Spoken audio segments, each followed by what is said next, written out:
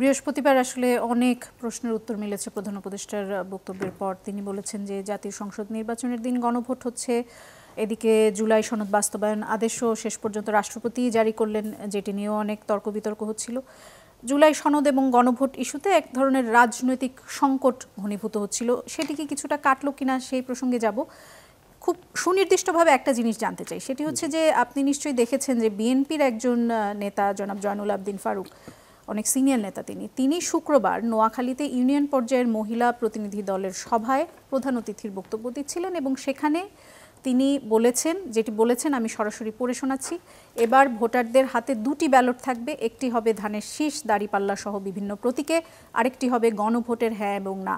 আমাদের নেতারা আপনাদের বুঝিয়ে দেবেন সেক্ষেত্রে না হবে। বিএনপি এরপরে এটি কিন্তু শুক্রবারের বক্তব্য, আজকে রবিবার। এখন পর্যন্ত আমার চোখে পড়েনি যে বিএনপি সেটি অফিসিয়ালি বলেছে যে এটি তার ব্যক্তিগত বক্তব্য বা এটি বিএনপির বক্তব্য নয়, এই ধরনের কোনো বক্তব্য আমার চোখে পড়েনি। তাহলে এটি কি তার ব্যক্তিগত বক্তব্য, নাকি এটি আমরা বিএনপি অফিসিয়ালি গণভোটের না এর পক্ষে যাচ্ছে এরকম আমরা ধরে নেব? আমি আসছি, এখন না ভোটের পক্ষে যাবে কি না সেটার পলিটিক্যাল কস্ট আছে, সেটা তো ওজন করবে। কিন্তু এই গণভোট যেটা শেষ পর্যন্ত দাঁড়ালো, আমি মনে করি এটা সবচেয়ে বেশি বিপদে ফেলেছে বিএনপিকে। মানে খানিকটা বিএনপির না চাওয়া কিছু সংস্কার, বিএনপির না চাওয়া সংস্কার মানে খারাপ তা বলছি না, আমি বিএনপির না চাওয়া কিছু সংস্কারকে ভালোও মনে করি। বিএনপির কিছু নোট অফ ডিসেন্ট দেওয়া ইস্যুকে আমার কাছে ইললজিক্যালও মনে হয়, এটা একটু আগে ডিসক্লেমার দিয়ে নিলাম। কিন্তু একটা দল তো চাইছে না, দেশের সবচেয়ে বড় রাজনৈতিক দলটা চাইছে না, কিন্তু আপনি চাপিয়ে দেওয়ার চেষ্টা করেন। আমি যদি ব্যাখ্যা করি, জামায়াত আর এনসিপি দিয়ে আসি। জামায়াতের কথা যদি বলি, তাদের লাস্ট এসে যে দাবিটা ছিল সেটা হচ্ছে গণভোট নভেম্বরে হতে হবে, এটা নির্বাচনের সাথে না। তো ওটা হচ্ছে না, নির্বাচনের সাথে হচ্ছে। খেয়াল করি আমরা যেহেতু মূলত কনস্টিটিউশনকে সংস্কার করার কথা বলছি, এটা নভেম্বরে হোক আর ফেব্রুয়ারিতে হোক, দিনের শেষে এই সংস্কারটা পরবর্তী পার্লামেন্টেই হতে হবে, তাই তো?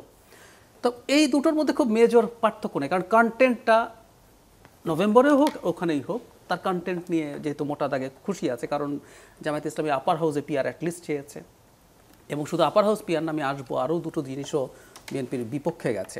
এনসিপি বলছিল রাষ্ট্রপতি না, এটা প্রধান উপদেষ্টা করতে হবে, ব্লা ব্লা ব্লা। আমরা যদিও যেটা দাঁড়াচ্ছে যে আদেশটা রাষ্ট্রপতি দিয়েছেন, এটা নিয়ে কোনো একদিন কনস্টিটিউশনাল ডিবেট হবে, কারণ রাষ্ট্রপতি কি এই সাংবিধানিক ফ্রেমওয়ার্কের মধ্যে থেকে এই যে জনগণের অভিপ্রায় আদেশটা আমরা যদি পড়ি, এটা তো এক ধরনের কনস্টিটিউশন উপরে স্থান দেওয়া হয়েছে।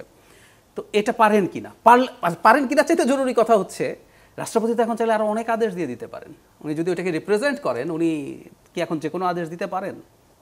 প্রশ্ন আসতে পারে। সেগুলো সরিয়ে রাখি। শেষ পর্যন্ত যেটা হলো, প্রধান উপদেষ্টা দিক আর রাষ্ট্রপতি দিক, কন্টেন্ট তো সেম, তাই তো? যদি সেম হয়ে থাকে, তার মেজর কোনো ছাড় হয় না। কিন্তু বিএনপির বিপদ দেখুন, 4টার মধ্যে ঘ ঠিক আছে, গতে আছে 30টা, যেগুলোতে কারণ নোট অফ ডিসেন্ট নাই, এগুলো করতে হবে, এটা বিএনপিও করতে চায়।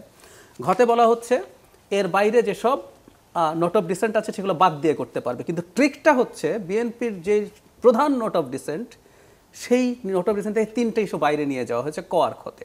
কতে হচ্ছে তত্ত্বাবধায়ক সরকার। বিএনপির তত্ত্বাবধায়ক সরকার চায় না তা না, তত্ত্বাবধায়ক সরকারের শেষের দিকে স্টেজে এসে বিএনপির নোট অফ ডিসেন্ট আছে। লজিক্যালি যে ডিফারেন্ট ডিবেট।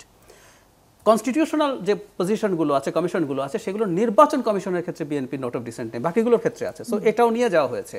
আর খ হচ্ছে আপার হাউসের পিআর। বিএনপি আপার হাউস চায় কিন্তু পিআর চায় না, নোট অফ ডিসেন্ট আছে। ফলে এখন ভোট যদি দেন আপনি, তাহলে হাঁ বা না এই পুরো প্যাকেজকে দিতে হবে। আপনি হাঁ দেওয়া মানে হচ্ছে আপনি ক মেনে নিচ্ছেন। এখন এটাই হলো বিএনপি বিপত্তির জায়গা। এখন বিএনপি কি না দেবে, না হলে কিন্তু বিএনপির সংস্কার বিরোধী তকমা আসবে, এবং এটা ভুলও। বিএনপি নোট অফ ডিসেন্টের বাইরেও গুরুত্বপূর্ণ বেশ কিছু সংস্কারে একমত হয়েছে। যেমন আমি এখানে ভাই আইনজীবী আছেন, বাংলাদেশে আর সব সরিয়ে রাখেন, বাংলাদেশে যদি আমরা নিম্ন আদালতকে পুরোপুরি উচ্চ আদালত থেকে পৃথক করতে পারি, মানে প্রশাসন থেকে পৃথক করতে পারি, পুরো যদি উচ্চ আদালতের অধীনে নিতে পারি। আমি একটা ইন্টারেস্টিং তথ্য দিই, 54 যুক্তফ্রন্ট নির্বাচনের ইশতেহারের মধ্যে একটা ছিল বিচার বিভাগকে প্রশাসন থেকে পৃথক করা। সেই আমরা এগোলাম, 99 সালে রীতিমতো মাজদার হোসেন মামলার আপিল বিভাগের রায় হলো, 2 বছর আওয়ামী লীগ থাকলো, 5 বছর বিএনপি থাকলো, কেউ করে নাই। 11 সরকার খানিকটা করলো, আজও কিন্তু বিচার বিভাগের পূর্ণাঙ্গ পৃথকীকরণ হয়নি। আজও আমাদের কনস্টিটিউশনের আর্টিকেল 116 আছে, যেটা একেবারে আমাদের আর্টিকেল 22-র সাথে কনফ্লিক্ট করে। ওখানে আপনি বলছেন যে বিচার বিভাগকে স্বাধীন করতে হবে 22-এ, 116-তে আপনি বলছেন রাষ্ট্রপতি এটা মানে সুপ্রিম কোর্টের আমাদের প্রধান বিচারপতির সাথে আলোচনাক্রমে করবেন নিম্ন আদালতদের বদলি পদোন্নতি এসব। রাষ্ট্রপতি মানে তো আসলে প্রধানমন্ত্রী বা সরকার, সো নিম্ন আদালত কার্যত কনস্টিটিউশনালি এখনো সরকারের অধীন। এই প্রথম বাংলাদেশের প্রত্যেকটা দল নিম্ন আদালতকে পুরোপুরি সচিবালয় বাজেট সহ পুরোপুরি স্বাধীন করার জন্য একমত হয়েছে। এমনকি আমাদের হাইকোর্টের এরশাদ একটা ভালো কাজ করেছিল, আমরা সবাই এরশাদের বিরোধিতা করতে গিয়ে সেটা সরিয়ে ফেলেছিলাম। আমাদের কনস্টিটিউশন বলছে আপনি বিভিন্ন বিভাগে অস্থায়ীভাবে হাইকোর্টের বেঞ্চ নিতে পারেন, এখন কিন্তু স্থায়ীভাবে হাইকোর্টের বেঞ্চ নেওয়ার জন্য গেছে। সো মানে আমাদের ভালো ভালো কিছু সংস্কার, আর্টিকেল 70 মোতার দাগে আমরা যেমন চেয়েছি সবাই একমত হয়েছি। তো বিএনপি সংস্কার চায় না তা না, সংস্কার চায়। এখন এগুলো চায় না বলে সে না দিতে গেলেও তার জন্য ঝুঁকি তৈরি হবে। তো আমি ঠিক জানি না মিস্টার জয়নাল আবেদিন ফারুকের এই বক্তব্যটা আসলে বিএনপি আপহোল্ড করছে কিনা, না হলে তো আপনারা যেটা বলছেন যে একটা প্রতিবাদ জানানোর কথা ছিল, আমার মনে হয় না বিএনপি এটা করবে। তবে আছে, হ্যাঁ, ভোট যদি জয়ীও হয় আমি জানি না। বিএনপি কিন্তু একাধিকবার বলেছে যেই ব্যাপারগুলো 17 অক্টোবর যে জুলাই সনদ স্বাক্ষরিত হয়েছে, এই যে প্রধান উপদেষ্টা ভাষণের দুদিন আগেই তারা স্থায়ী কমিটির বৈঠক করে বলেছে সেখানে যা যা সিদ্ধান্ত হয়েছে তার বাইরে কোনো কিছু করতে কোনো দল বাধ্য না। এখন হ্যাঁ, আপনি বলতে পারেন গণভোট হলেও এটা জনগণের সর্বোচ্চ রায়, যদিও আমি ডিবেট করতে প্রস্তুত আছি। আমরা ঘোড়ার আগে গাড়ি জুড়ে দিচ্ছি। একটা আইডিয়াল সিচুয়েশনে কনস্টিটিউশন যদি আমরা লিখিও এবং আমরা যদি একটা কনস্টিটিউয়েন্ট অ্যাসেম্বলি করিও, সেটাও আগে ওখানে কনস্টিটিউশন লেখা হবে, তারপর যাওয়ার কথা ছিল রেফারেন্ডামে। সেক্ষেত্রে বিএনপি যদি সংখ্যাগরিষ্ঠতা হতো তাহলে কিন্তু বিএনপির নোট অফ ডিসেন্টগুলো গণভোটে যেত না। অ্যাট দ্য সেম টাইম এটুকু বলে শেষ করি, আপনি বলছেন এটার একটা কনস্টিটিউয়েন্ট পাওয়ার থাকবে, এটা একটা একেবারে বোগাস কথা। কারণ হচ্ছে যদি পাওয়ারই থাকে তাহলে তো কথা ছিল আপনি ওখানে বসে আলাপ আলোচনা করে পক্ষে বিপক্ষে করে ভোটাভুটি করে তারপর আপনি কোনো কিছু গ্রহণ বর্জন করতে পারবেন। আপনি জাস্ট বলছেন যে এটা যেহেতু এখানে গণভোটে পাস হয়েছে আপনি চোখ বন্ধ করে এটা পাস করে দেন। আপনি কনস্টিটিউয়েন্ট পাওয়ার হয়তো দিচ্ছেন, কিন্তু এটা কনস্টিটিউয়েন্ট অ্যাসেম্বলি টাইপের কিছু হচ্ছে না। ওই পাওয়ারের কথাও আনলেন কেন? যে আপনি যেহেতু বেসিক স্ট্রাকচার চেঞ্জ করছেন, এটা যদি ওই পাওয়ার না থাকে তাহলে এটা কোর্টে চ্যালেঞ্জ হতে পারে।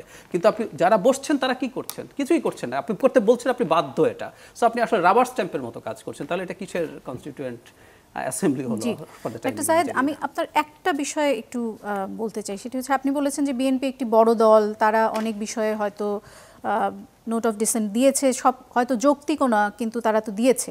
তো বড় দল হলে তো তার মানে সবসময় যে বিএনপি বড় দল সেই যুক্তিতে কতদিন পর্যন্ত তারা সংস্কার প্রক্রিয়া এমন পর্যায়ে আটকে রাখবে যেখানে তাদের ক্ষমতার কোনো ধরনের সীমাবদ্ধতার মধ্যে রাখবে? আমি একটা উদাহরণ দিই। ধরুন আমরা একটু আইডিয়াল সিচুয়েশন, জিনিসটা একটু ব্যাখ্যা করি। এটা কিছু করার নেই এবং এটা পলিটিক্যালি সমাধান করতে হবে। বিএনপি যে ইললজিক্যাল কথা বলছে, বিএনপি যে এমন কিছু করছে যেটার মাধ্যমে পাওয়ারের ডিসেন্ট্রালাইজেশনের কথা যে বলছি, পাওয়ারের ব্যালেন্সের কথা বলছি, এটা হবে না। এটা অন্য রাজনৈতিক দলগুলো চাপ তৈরি করবে। একটা উদাহরণ দিই।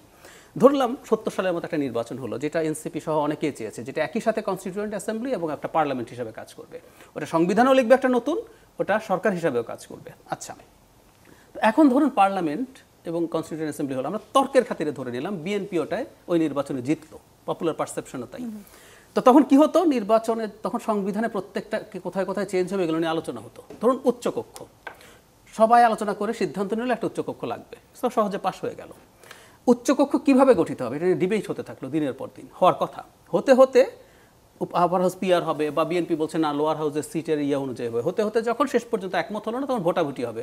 ওই ভোটাভুটিতে কে জিততো? বিএনপি জিততো। তাহলে গৃহীত হতো আপার হাউস হবে লোয়ার হাউসের সিটের প্রপোর্শনে।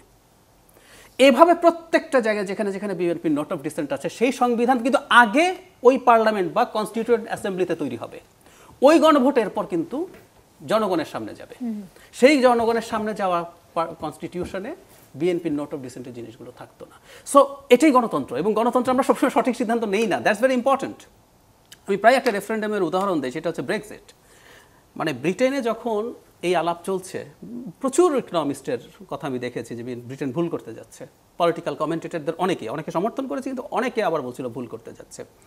শেষ পর্যন্ত এখন এই আলোচনা তো মোটামুটি এস্টাবলিশ, যারা পক্ষে ভোট দিয়েছে, এটা নিয়েও সার্ভে আছে, তাদের অনেকেই মনে করছেন ব্রেক্সিট আসলে ঠিক হয়নি, তাদের আবার ইউরোপিয়ান ইউনিয়নে যাওয়া যায় কিনা এই আলাপ করা দরকার। সো জনগণ গণতন্ত্রে ভুল মানুষকেও ভুল বিষয়কেও ভোট দিতে পারে। আবার গণতন্ত্রের সুবিধাটা কোন জায়গায়? গণতন্ত্র আবার সেটা সংশোধনেরও সুযোগ দেয়। গণতন্ত্রের মধ্যে দিয়ে ট্রাম্প মোদি যেমন জিতে আসে, আবার তাদেরকে অপসারণ করারও সুযোগ। আমি যদি আবার